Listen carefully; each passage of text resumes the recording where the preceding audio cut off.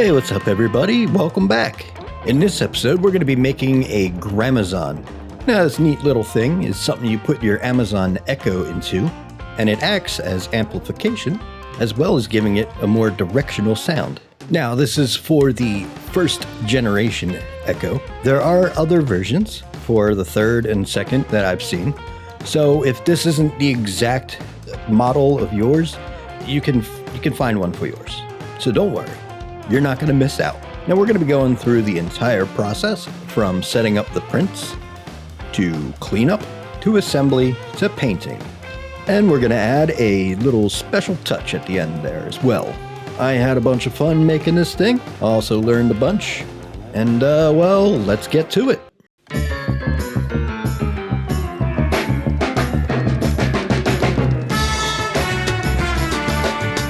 All right, let's take a look at what you'll need if you want to build your own and follow along. First and foremost, this is a 3D printed project, so you'll need a 3D printer and filament. I use an Ender 3 Pro and TechBear's black PLA for the filament. Now, if you do not have a 3D printer and filament, there are services that you can send the files to and they will print it out for you for a cost. For cleanup and assembly, we're going to need some sandpaper. What grits? 80, 220, 320, 600, and 1500. You know, maybe you don't need that many, but that's what I used. I also use this little sanding pad. I don't know what grit it is. I think it might be 220. I don't know. I bought it a long time ago, and it doesn't say what grit it is. All right, so to put it together, you're going to need some CA glue or crazy glue or super glue or glue. But, however, asterisks. I don't think it's going to hold that well, and I really wish that I used 5-minute epoxy. Should have done that. All right, moving on to painting and finishing.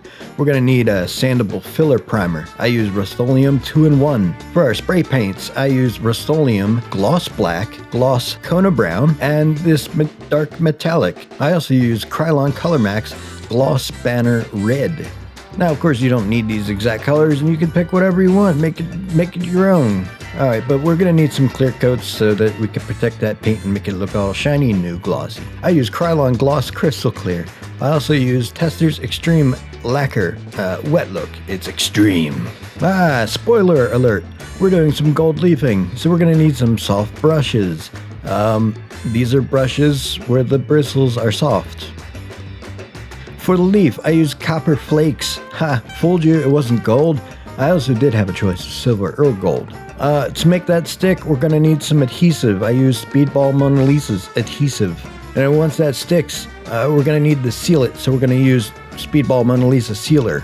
Other tools you might need, but not completely necessary, is some kind of tape for masking and a textured sponge, like a natural one. You might even need some flush cutters and needle files to clean up, who knows. And if you're like me and you like overkill, you can use an orbital sander for your sanding.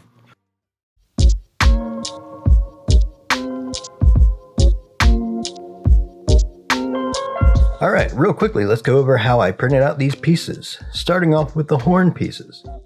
All of them have these little strips on the bottom for build plate adhesion, and that's going to make things so much easier. All right, let's get into the settings. Under quality, the only thing I really changed was height. I changed it to 0.16. Under shell, I changed the Z-seam to be in the back. All right, moving on to infill. You can pick any number here. It's actually too thin to print out any infill, so you don't really need to worry about it. Go down to material, and I set the overall temperature for the printing to be at 205. For the bed temperature, I set it to 60 for the initial layer and 30 for the rest. Yeah, I got the need for speed.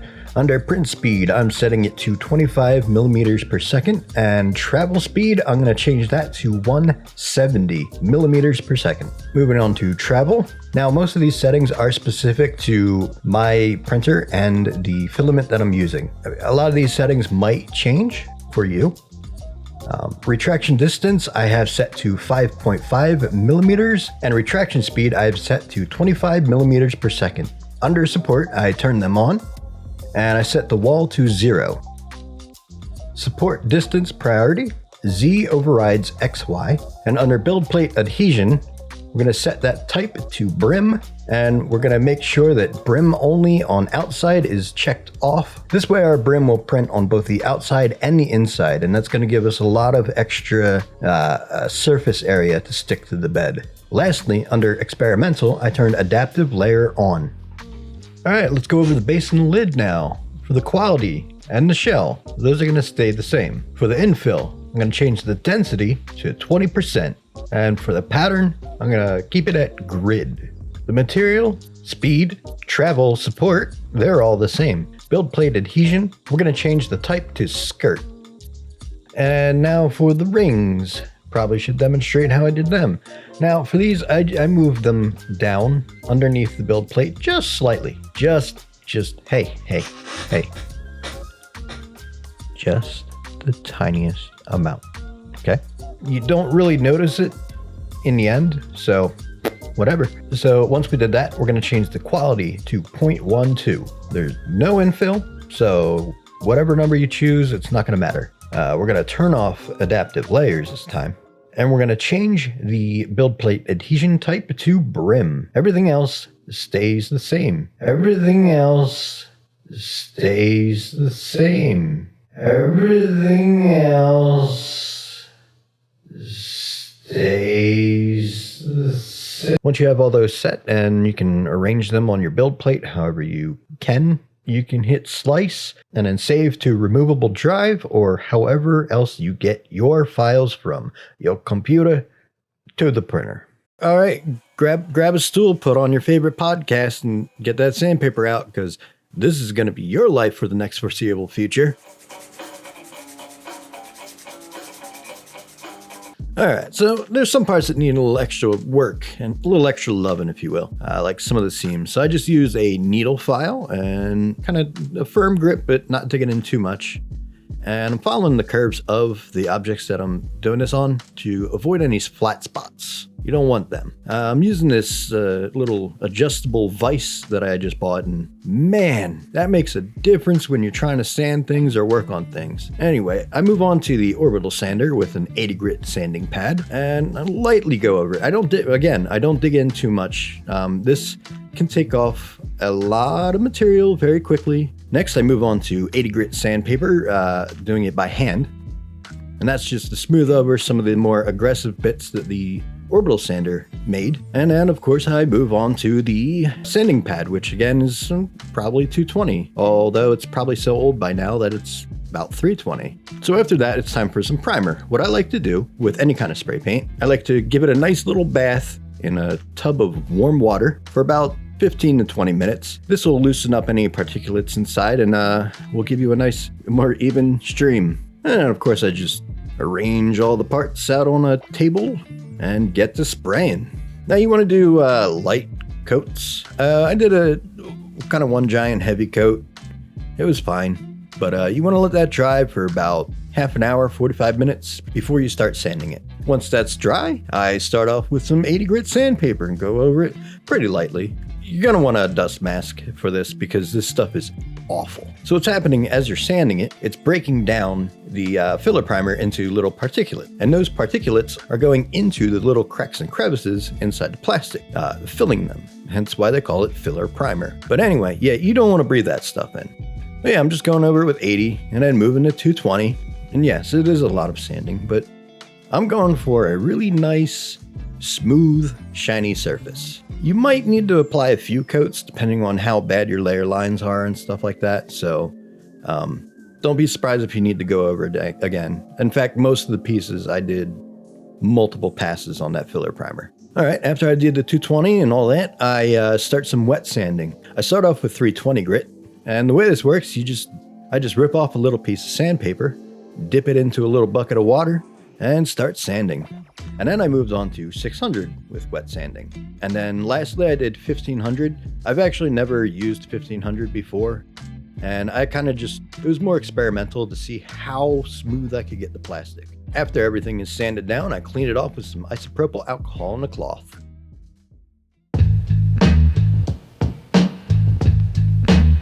First off, I'm going to glue the rings to the top of each horn part with a little bit of super glue. Again, really wish I had used 5-minute epoxy because it would have held better. But anyway, I'm putting a little bit of super glue on there and just plopping it right onto the top.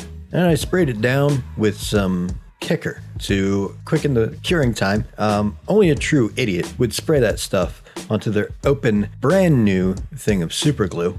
So don't do that. Anyway, now what I'm doing here, no glue involved. I'm pre-aligning everything. The way I'm doing that is I stack a couple pieces on top and then I mark it with a Sharpie, basically creating registration lines. When I go to glue it back together, I'll know exactly how it needs to align so that the horn is the shape it should be. That was the most difficult part, was trying to get that horn straight. But and then I kind of taped it together to hold that spot. And then I just repeated that step till all of the horn pieces were together. And then after everything was marked, put down some more glue and attached it all together. And it was super easy using those registration lines. Now, I did get a little bit of glue seeping out, so I just took a needle file and very carefully making sure that it only went over the super glue and not the plastic that I spent so much time sanding. After I did that, I just went over it with a little, I don't know, it's probably 320, a little wet sanding, just to smooth it out. After that's done, I clean it off again with some more isopropyl alcohol, and now it's time for the next step.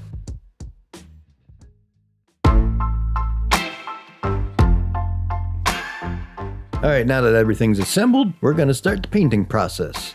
Now, the plan is to paint the horn very shiny gloss black. To do that, first I'm going to coat it in gloss banner red. Now, I heard that it's a good idea to use red paint as a base coat before you put on the black paint, and that will give you a more truer and darker black. Now, I did this as an experiment, but the problem is I didn't paint anything that didn't have the red as the base, as tell the difference. Science. Man, look at that sun. It was really bright and sunny. So after I painted the horn red, I realized that I needed some kind of stand to hold this thing up to make it easier to paint. So what I did is I just took a 2x4, I drilled a hole in it and stuck a wooden dowel in it. Boom, done. Professional AF.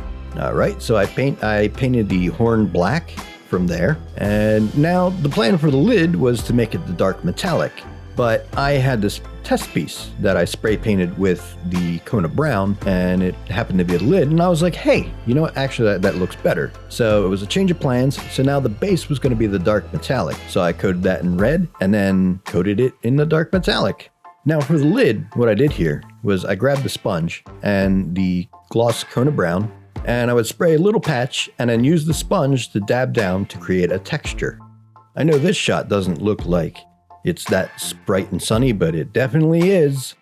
Now this dries quickly, and so that's why I'm working in smaller patches. Also, what's worth mentioning is, it gets sticky quick. So that means it can pick up debris from the table, and it can also leave debris from the actual sponge, so be careful of that. After everything was painted, I covered it in clear coat. The horn and the base were both sprayed down with the Tester's wet look, extreme wet look.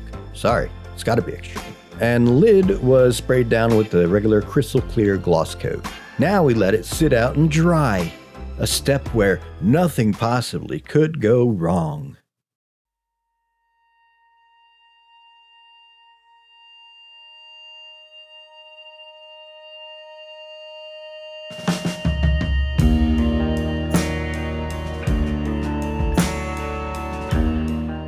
Oh no!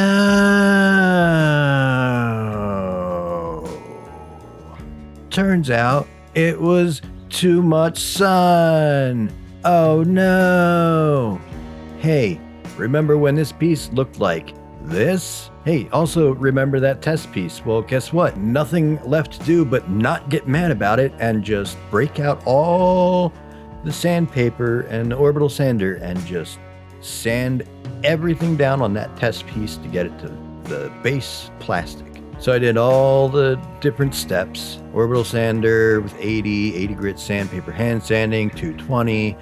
Sprayed it down with primer, more 80 grit sandpaper, more 220. Then did the wet sanding with the 320, the 600, and the 1500, and eventually got back to painting. And then I did the painting again with the sponge and all that. See, things will go wrong. They will. You can get mad about it. You can have it ruin your day, ruin your video, or you can just think to yourself, all right, I'm down a part. How can I fix this as quickly as possible? And just do it. Because you know what? It hurts when you mess up a piece and you lose time on that. But it hurts even more when you lose time on losing that piece and also being mad about it.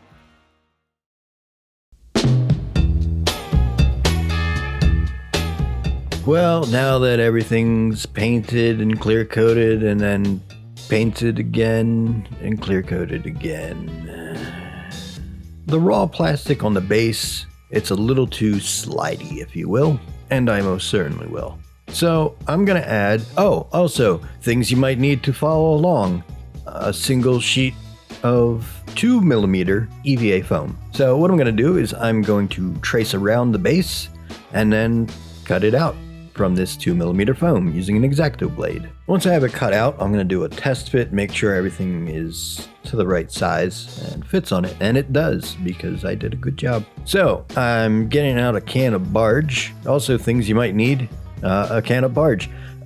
Or contact cement, at least. So what I'm doing is I'm coating it in a nice thin layer of contact cement, and I'm making sure to get all the way to the edges. And then I'm going to coat the bottom of the base with the contact cement as well. For this step, you're going to need a respirator and some gloves. This stuff is nasty. It's bad for your lungs. So after you have everything coated nice and thin and all the way to the edges, you want to let that sit for about 5 to 10 minutes, and it's going to get tacky. Now what you want is maybe take your knuckle and put your knuckle down, and if the glue sticks to your hand and comes off the foam or the plastic, it is not ready to go.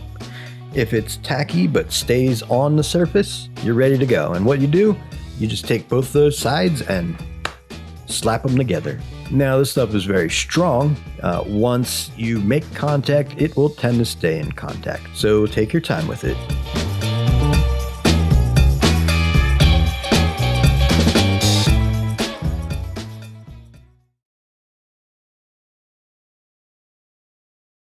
Now I need to decide what kind of leafing I want to do. Copper, silver, or gold. So what I did is I hopped over into Blender, which is an open source free software for 3D modeling and rendering and stuff like that. Now, this is the third time that I'm recording this section. I recorded it with all the different steps and like all the keyboard shortcuts and what to do. And well, let's just say it sucked every bit of momentum and every bit of vibe going on the video. It just killed it. If you want to learn how to use Blender, I highly recommend Blender Guru's Donut Tutorial series. It goes through all the things you'll need to know in order to just put something together like this.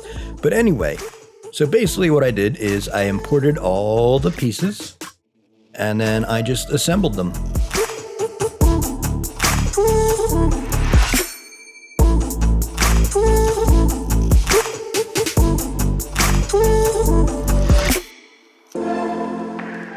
After all the sections were assembled, I got to work on creating materials. For the horn, I just did a plain old black, very shiny. For the base, I did a slightly lighter black with a little bit of metallic because, you know, it's the metallic paint. Basically, what I'm doing is trying to recreate what I've already created in real world using the paints, but this time using a digital medium. Obviously, if you chose different colors for your Gramophone, the settings will be different. And for the lid, I made a little brown. I noticed Kona Brown actually has a little bit of like a maroonish tint to it. Now it's time to move on to the bread and butter of this part, which is the ring. First thing I had to do was create UVs for it. I got really lazy and just did use Smart UV Project because it was quick and easy. And from there, I just loaded up all the textures that I got off of textures.com. If you sign up for a free account, you actually get 15 free images a day, and it resets at the end of the day. So I certainly been busy creating a library of different textures from this place. All right, so we got our textures in, and I'm using old gold. There was a gold leafing, but I didn't like the way it looked. I thought the old gold looked more true to the gold flake that I'm going to be using. And then from there, I'm creating a new material. Now I'm just swapping out the gold textures for the copper textures that I had. And of course, I created a third one for the silver, which I couldn't find a good texture, so I just used the old gold stuff, but without the color, so it's just white. Either way, I kind of knew I wasn't going to be picking the silver, because it seems like too much with the colors that I used. So anyway, you can render this out, you can save out the images, swap the materials if you want, and you can get a pretty good insight into what your Gramophone will look like after you've done the leafing. And of course, I chose the copper.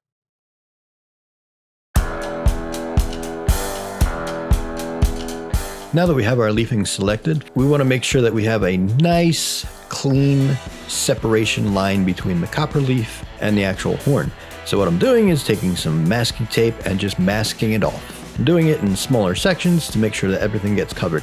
And then after I masked it off, I thought, hey, why not cover this whole thing? Because this stuff is messy and gets all over, and it's just gonna help us clean up. So I got out some brown paper. I got it at the dollar store for $1. And I did that, and it looks silly, because it is silly. All right, so now we're gonna grab our adhesive and a soft bristled brush. So we're just gonna dip a little bit and coat it in the glue. You want to try to get this as an even coat as possible and try to avoid too much bubbling or, showing of brush strokes. I'm also taking great care to make sure that I get it right into the little corner, right in that little corner where it meets the horn. Once you have the whole thing coated, let that sit and dry for about 20 minutes.